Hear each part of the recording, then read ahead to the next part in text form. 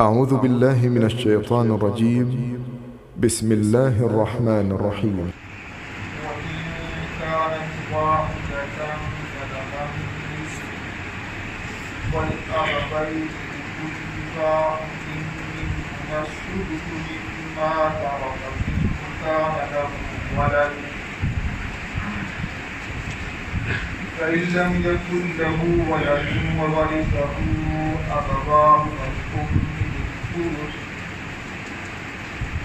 فإن كان له إخوة فلأم بالثلث من بعد وصية يوصي بها أو دين آباؤكم وأبناؤكم لا تدرون أيهم أقرب لكم نفعا فريضة من الله إن الله كان عليما حكيما سبحان ربك رب العزة عما يصفون وسلام على المرسلين والحمد لله رب العالمين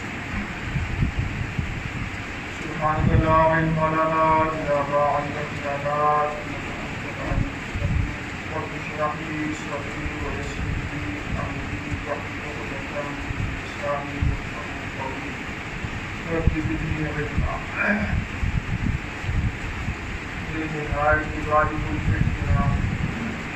تصویر نہ بنا آواز تصویر وقت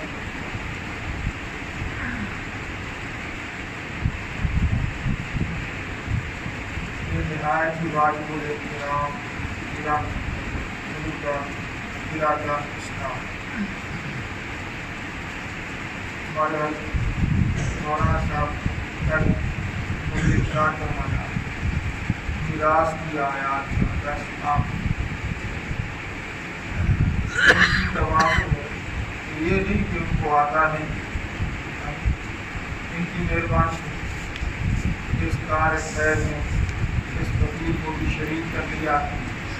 اللہ ہم سب کو بھی پوری سمجھ عطا فرمائے. اللہ ہم سب کو علم نافع نصیب فرمائے. میراث اللہ جل شانہ اس ایجاد کی تفصیل کی خود ارشاد فرماتے ہیں، صرف اصول بیان نہیں فرماتے. بہت سارے دین کے ابواب ایسے وہاں اصول کے ارشاد فرماتے ہیں اور ان کی تشریحات آپ صلی اللہ علیہ وآلہ وسلم نے فقہاء کرام نے فرمایا. لیکن میراث کا ایسا باب اس کی تفصیلات کی آپ صلی اللہ علیہ وآلہ وسلم کے حوالے نہیں فرماتے، خود اللہ نے تفصیلات اس رکوع میں کسی میراث کے احکام کی اشارہ فرمائے.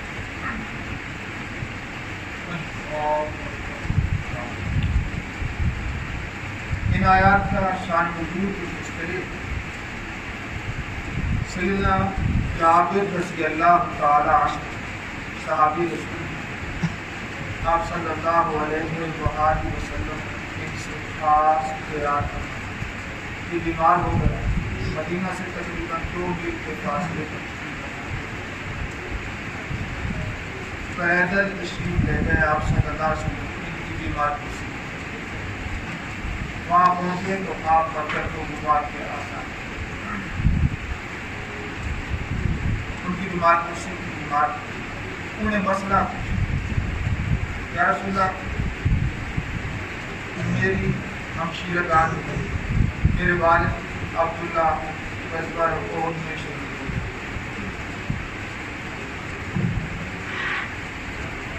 خود کی شادی ہو گئی اور خود کی شادی نہیں ہوئی. 3 کی شادی ہوئی تھی، باقی کی شادی نہیں ہوئی. خود کی شادی ہو گئی، خود کی شادی نہیں ہوئی. میں اپنے والد کی جائیداد کیسے تقسیم؟ یہ آپ سے مسئلہ پوچھا. اللہ نے یہ آیات. دوسری بات میں ایک اور قصہ بیان فرمایا. اسعد بن ربیع رضی اللہ تعالیٰ عنہ غزوہ احد میں شہید ہو گئے. جاہلیت کے دستور کے مطابق ان کے انتظام پوری جائیداد میں قبضہ کر لیا. جاہلیت کا دستور یہ تھا کہ جو لڑنے والے کافروں سے اپنے دشمنوں سے لڑ سکے جوان ہیں وہ جائیداد کے حقدار. بس عورتوں کا کوئی حصہ نہیں, چھوٹے بچوں کا کوئی حصہ نہیں. جو مقابلہ کر سکتے ہیں, لڑائی کر سکتے ہیں, جنگ میں شریک ہو سکتے ہیں, وہ ہیں حصہ دار. وہ وہی بنتے تھے, انہیں کو اصول کے مطابق قبضہ کرتے تھے. اسعد بن ربیع کی اہلیہ وہ آپ صلی اللہ علیہ وسلم کی خدمت میں اقدس کی عرض احساس سے لوگ ان کی بچیاں ہیں, بغیر مال کے کوئی لے گا ہی نہیں, شادی نہیں ہوگی, کیسے پریشانی کا اظہار. آپ نے صبر کا فرمایا, اللہ نے پھر یہ آیا اس میں فرمایا آپ نے ان کے پاس جا کر ان کو بلایا اور فرمایا 8واں حصہ اسعد کی بیوی کا ہے, 2 حصے 2 ثلث یہ ان کی بچیوں کا ہے, باقی بطور اسبا کے جو بچے ہوئے ان آیات کے محترم دوست. آپ صلی اللہ علیہ وسلم کا ارشاد تعلم الفرائض وعلموها الناس فإنها نصف.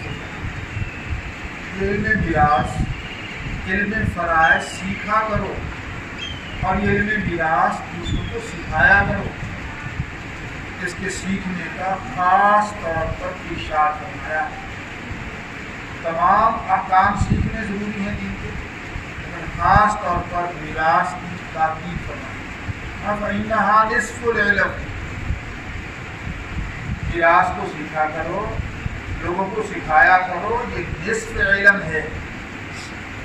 آدھا علم یہ میراث ہے اور باقی سارے علوم اس کے مقابلے میں نصف.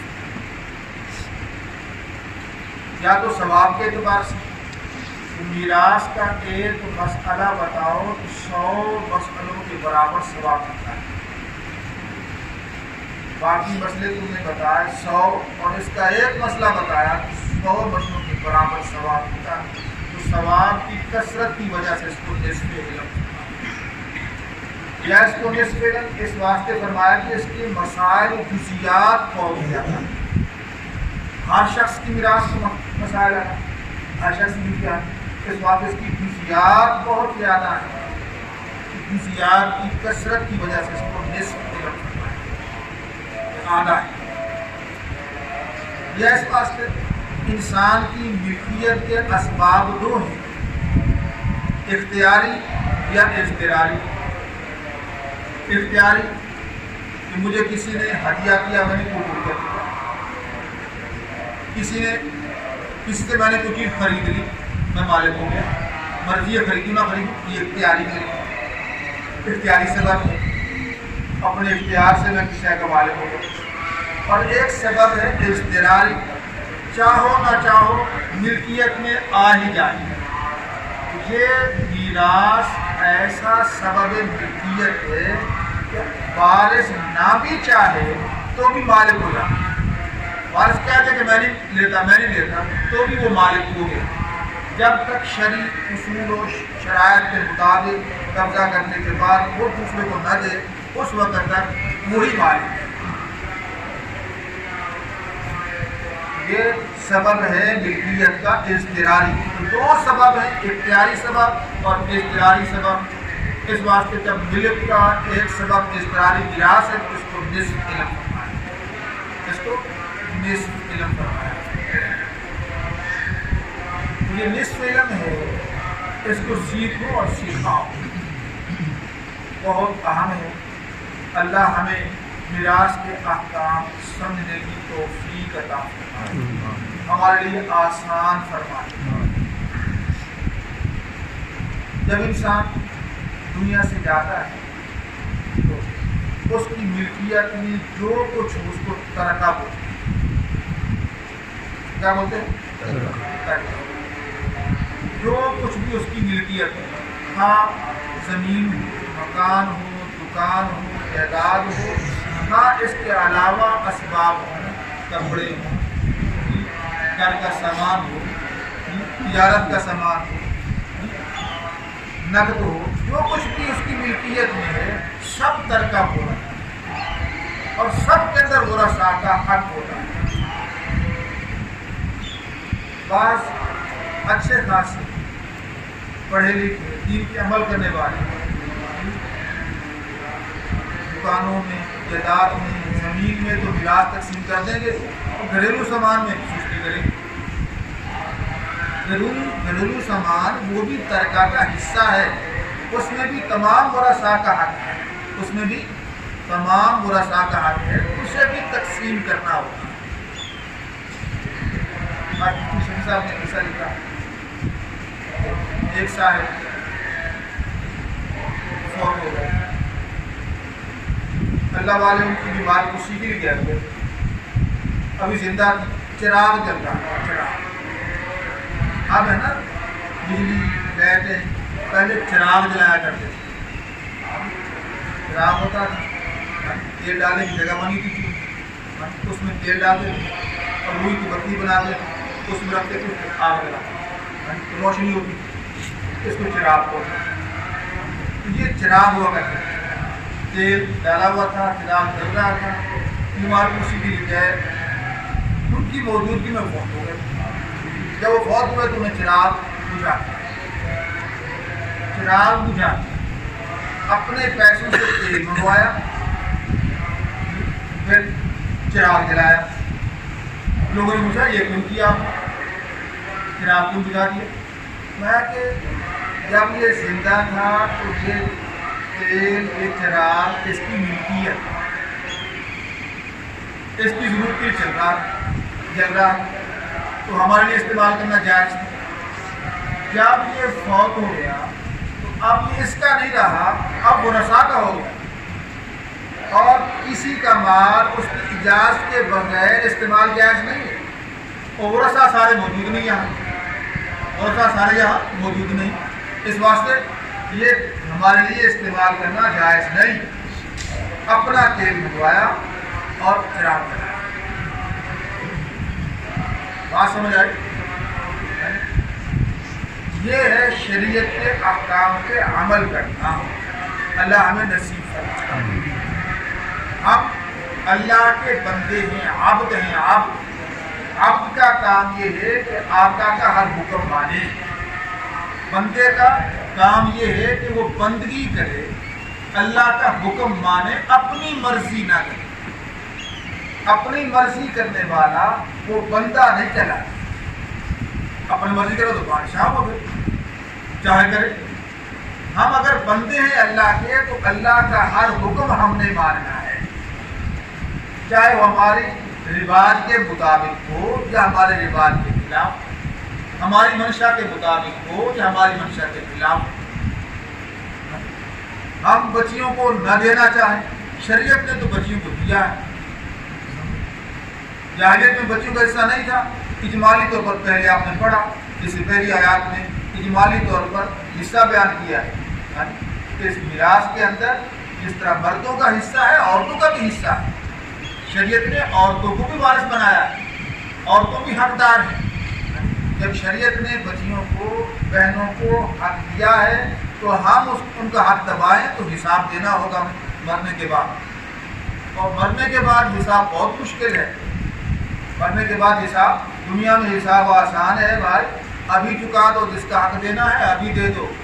آج تھانویہ میں لکھا ہے، میں اپنے زمانے کے اعتبار سے کہ 2 پیسوں کے بدلے 14 رکعت نماز دینی پڑے گی قیامت کے روز. 2 پیسوں کے بدلے 14 رکعت نماز دینی پڑے گی. 14 رکعت ہوا ہے، 1400 رکعت پڑھنا ہے. بول رہا ہے 1400 پڑھنا ہے. 2 پیسوں کے بدلے اتنی نمازیں ہوں اور وہ بھی مقبول ہوں اللہ کے ہاں، پھر وہ اگر مقبول نہیں تو حساب میں نہیں آئے. مقبول نمازیں، مقبول اعمال وہ ان حقوق میں دینے پڑیں گے. اس واسطے ابھی حقوق ادا کرتے ہیں. یہ سودا سستا ہے، مرنے کے بعد بہت مشکل ہے، بہت مشکل. تو بچیوں کا حق، بہنوں کا حق جو بنتا ہے علماء سے پوچھ کر، علماء سے دریافت کر کے، اہل علم سے پوچھ کر جتنا جس کا حق بنتا ہے وہ اس کو دینا چاہیے.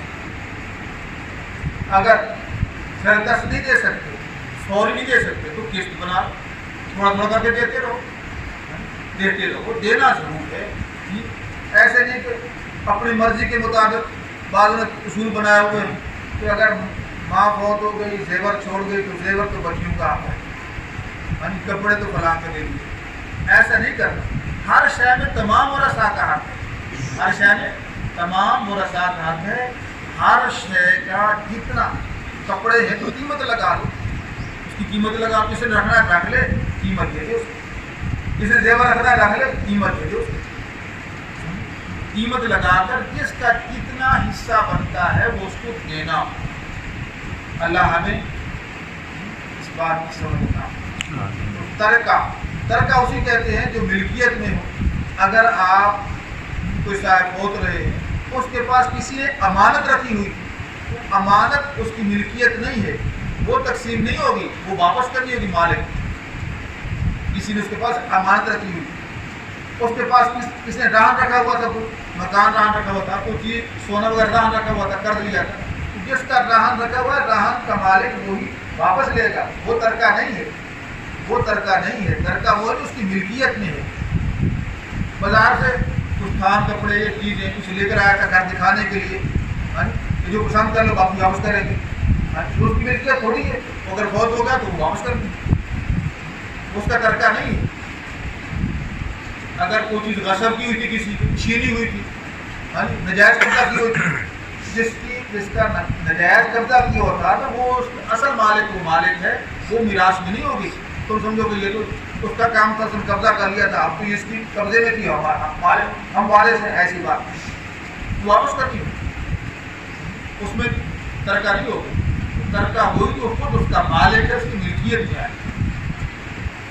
ترکہ میت سے حقوق متعلق ہوتے ہیں 4.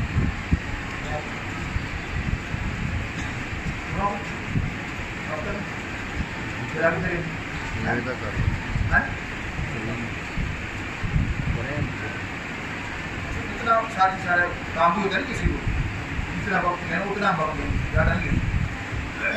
ترکہ میت سے 4 حقوق متعلق ہوتے ہیں. کتنے حقوق متعلق ہوتے ہیں؟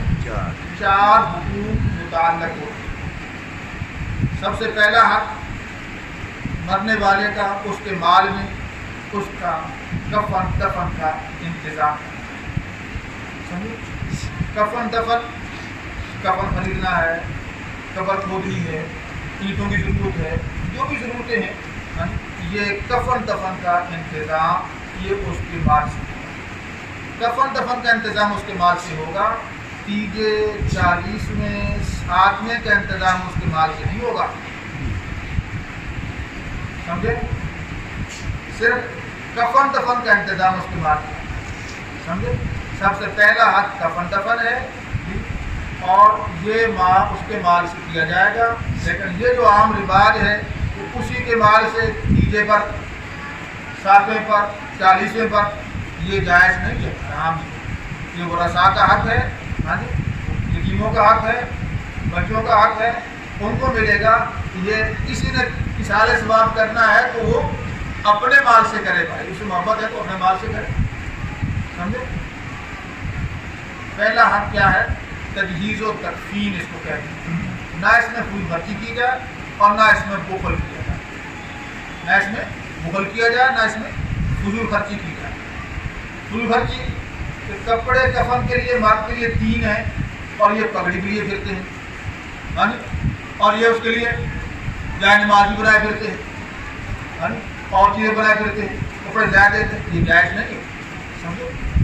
اسی طرح عورت کے لیے کپڑے 5 ہیں، اب یہ سلوار سلا کے پہناتے ہیں، اور اس طرح جو ہے کچھ اور چیزیں اپنی طرف سے بنا دیتے ہیں. یہ جائز نہیں ہے. جو شریعت نے جتنا حق دیا وہ دینا ہے، نہ تو فضول خرچی کرنی ہے اور نہ بخل کرنا ہے۔ وہ درمیانے کپڑے پہنا کرتی، اچھے کپڑے پہنا کرتی، اچھے کپڑے پہنتا تھا، اور تم نے اس کو بالکل ہلکا کپڑا لے کر کے دکھا پڑا۔ یہ بخل ہے، بخل نہیں کرنا۔ جس انداز کے وہ کپڑے زندگی پہنا کرتا تھا عاملات ویسا کفن ہونا، بغیر بخل کے، بغیر فضول خرچی کے اس کا تجہیز و تقسیم کا انتظام کرنا، یہ پہلا حق۔ اس کے بعد دوسرا حق اس کے قرضے ادا کرنے۔ قرضے، اگر اس کے ذمہ کوئی قرض ہے اور وارث کہیں کہ بھائی وہ تو فرق بہت ہو گیا، جس نے قرض لینا جاؤ اس سے مانگو، بھائی ہم نے تھوڑا دیا تھا، ہم نے لیا تھا، جاؤ۔ جائیداد کو خود قابض ہو گئے، مال اپنے قبضے میں لے لیا، وہ قرض تھا، قرض لینے آیا تو کہتے جاؤ اس سے لے لو قبر، وہ اس کی قبر ہے، یہ حرام ہے، ناجائز ہے۔ سب سے پہلے اس کے مال سے اس کا قرض ادا کرنا ہے۔ قرض ادا کرنے میں اگر کچھ بچ جائے تو پھر وہ رسا کاٹ ہوگا، اگر قرض ادا کرنے میں کچھ نہ بچے تو پھر سارا پہلے قرض ادا کیا جائے گا، نہیں بچت نہ بچے۔ جن کے چھوٹے چھوٹے بچے ہیں جی وہ مقروض قرض آتا ہے تو بچے گا کچھ نہیں، یہ کہاں جائیں گے؟ ایسی بات، پہلا حق قرض ادا کرنے کا ہے، باقی اللہ نے پالنا ہے سب کو، بچ جائیں گے۔ قرض ادا کرنا ضروری ہے۔ دوسرا حق کیا ہے؟ ادائیگی ہے قرضوں۔ پھر اس کے بعد جو مال بچا ہے، اگر اس نے کوئی وصیت کی، جائز وصیت کی ہے، تو تیسرے حصے سے وصیت نافذ کرنا ہے۔ اس وصیت سے اشارہ کر وصیت